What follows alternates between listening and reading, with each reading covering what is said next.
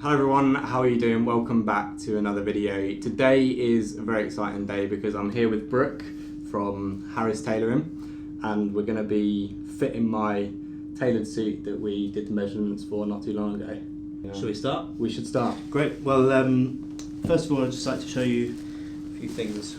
So this is called a British Navy, but the great thing with the construction of this is there's so much hand stitching that it allows us to do a much trimmer fit without it being restrictive. It will actually kind of mould to your shape a little bit, whereas a machine-made suit is very structured and fixed. Once it's made, it kind of stays as it is.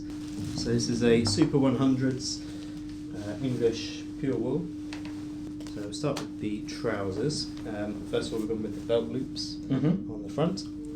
Inside the waistband, you'll notice we've hand stitched the waistband in there and we've matched the stitching to the colour of the lining as well. If you feel here, this is a rubber shirt grip. So it basically means when the trousers are on, it keeps your shirt tucked in. Awesome. If you lift up your arm, it doesn't slide up too much. The pockets are 8 gauge cotton and they're double stitched around the edge. And then you also get a little coin holder inside both pockets, so handy for coins and keys. YKK nickel plated zipper. We also reinforce the crotch with the same 8 gauge cotton.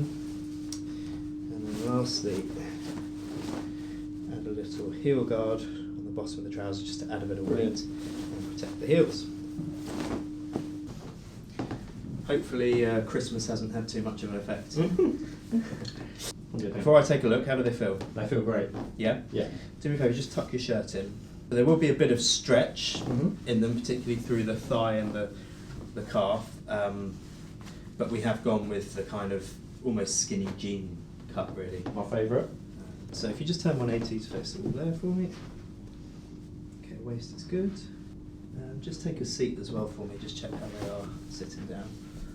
Still comfortable? Yeah, so they're definitely very tight when I sit down.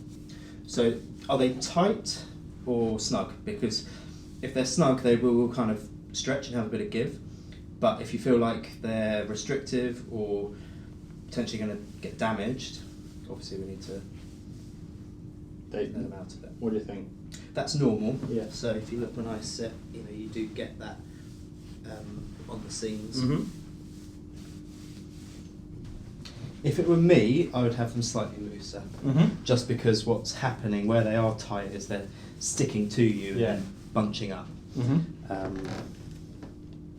Not majorly, we're not going to make them baggy agree. or anything, but I think just a little bit let out on the thigh.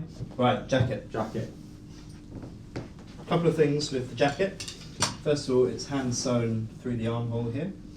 So this is done in a loop stitch with a beeswax coated thread. And what that basically means is this is where it will flex and mould to your shape. So rather than a machine stitch which is very tight, this will just allow a bit more freedom of movement. Perspiration patch here stops any moisture going through to the fabric. Got a nice deep wallet pocket, cell phone pocket, which is great, and business card pocket. Hopefully we've spelt your name right. Yep. Good. Other side, this is another wallet pocket with a security tab, pen and pencil pocket, and a ticket pocket. This here is called a vent strap, and it's designed so that when you button the jacket up, it just keeps the hips sitting nicely, stops it floating open too much. So, let's give this a try. So first thing, hopefully you should feel quite light. That feels great. Yeah. Yeah. So again, this is an element of the sort of hand stitching, the light canvassing that we use. Shoulders are great.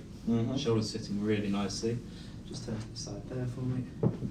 No creasing across the collar. Comes in nicely on the back. It is on the snug side again. I think we talked about this when we were doing the measuring, that you kind of said you'd kind of generally have it unbuttoned. Yeah, no, I won't have it, but I won't have it buttoned. But that feels really good. Yep. Completely up to you, do you think? Cool. Good stuff. You've got to take it off now. It's now about 6:30. I've had a half day off work and I've got one of my friends coming in to do the Marketing Mashup podcast. I'm now going to get everything set up just before he arrives. I think he's on his way getting some beers.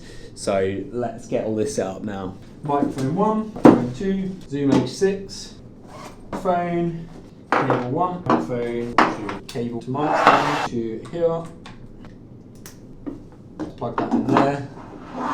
And that is my spaghetti mess of a setup. I will monitor this here. I'll put some headphones on. Both mics are ready to go. Also, do you think I should film this podcast? I filmed a few podcasts in the past, linked to some of those in the description, but for this, I just don't know if it's worth it. Let me know in the comments below whether or not I should. Seeing as it's 6:30, this will probably go on for about 2 hours. That's 9:30, then I've got to get home and edit today's video. Good luck, James. I'm going to leave my laptop over this side. There we go, that's good. So this is the setup. I think we're all pretty much ready to go. I've been thinking, right, so this podcast is called the Marketing Mashup Podcast, and the guests I've got on so far are just people I know and friends.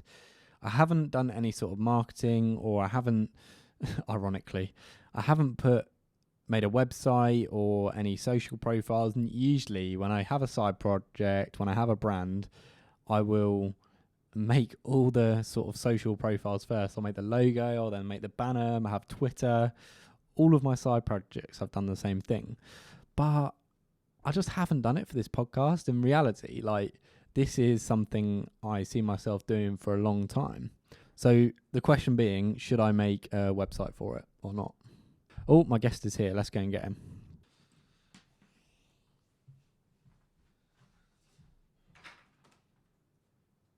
Welcome to the podcast setup. Crikey.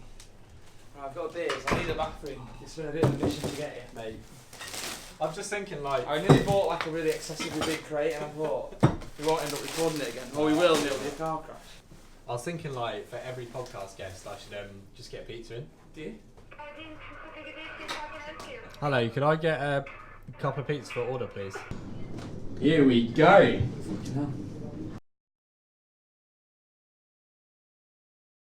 It's now about 9:20. I've made it back up to the office.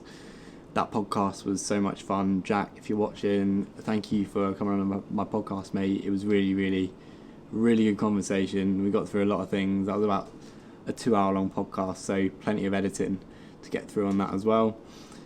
Now I'm going to start my cycle home. So got about a half-hour cycle. Should be back by about 10. Get ready to edit this video. See you when I'm back home.